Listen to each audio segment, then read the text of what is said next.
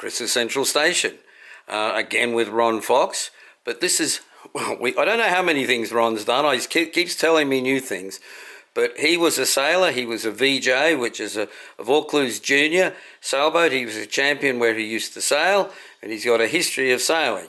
But he also made what are called Sydney model racing skiffs. And you can see them all, big boats in the water, and we'll talk a bit about it. Now, Ron is a prolific builder of these. If I step back here, you can just see how many he's built. And these were raced. They start off up there. If we go up to there, and again, these are on Ron's videos. That's a 6-inch hull.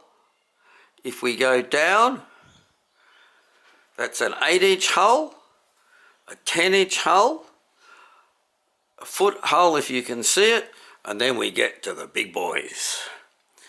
18 inches in the back there, and I'll just come back so you can see how big a sail.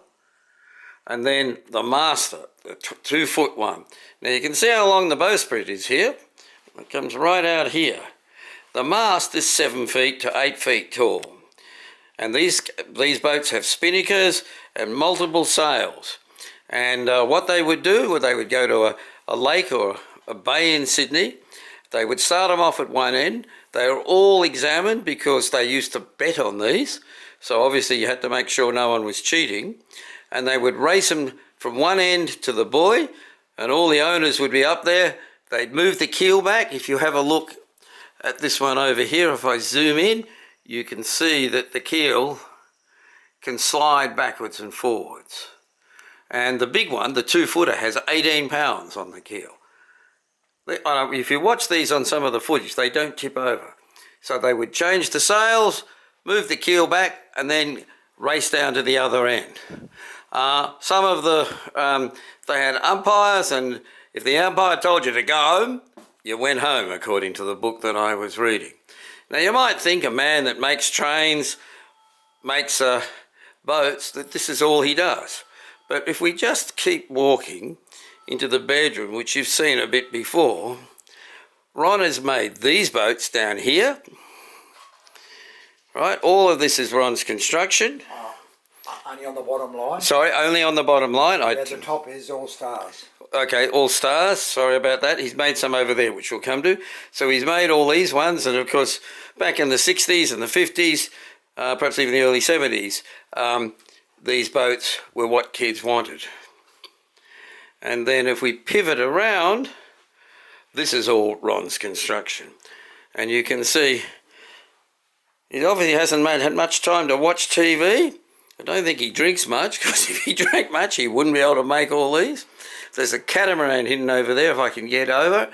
And so these are just beautiful boats, all made by Ron. No, these aren't. These are later ones. They're called bosuns. Oh, bosuns. Sorry, they're not made by Ron. No, only the ones in the front. Only the ones in the front. And we'll just go down. There's the catamaran.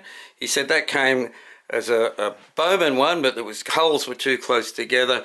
He said he moved the hulls apart and it went like a rocket. And the one alongside of it is a Sydney skiff model, pond boat. The pond boat, Sydney skiff model. There we go. Can you see that in there? So this is a good way to spend your life. And we've only been here for 4 days while Ron's been telling us the history, and he still says there's another 4 days to go. No, I'm joking, but it's pretty close to that.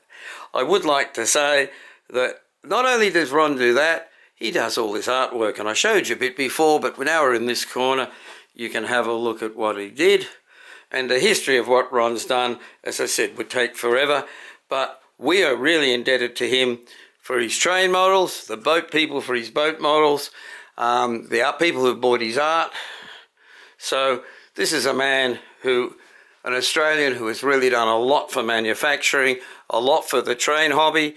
And as I'm a member of the Hornby Railway Collectors Association in Sydney, I would like to very much on behalf of the club thank Ron for all his efforts over the past decades, probably 50 years, in making models, keeping Australian manufacturing alive, because who's going to forget Ferris when, as Ron says, he's got some of the original drawings, He's making trains or engines, carriages, etc.